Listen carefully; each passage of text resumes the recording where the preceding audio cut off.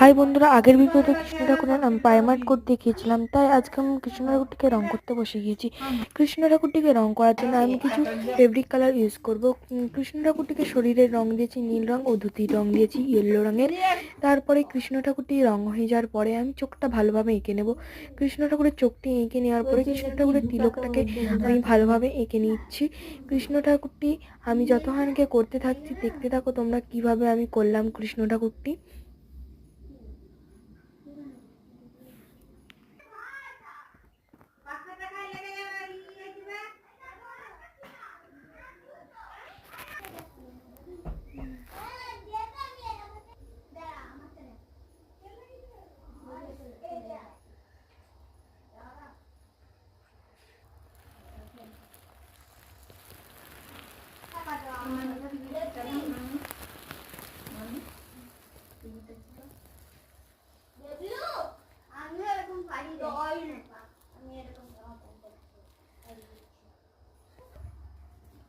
বেশি খচ্চর কোথাকার একটা মার বাঁচানো।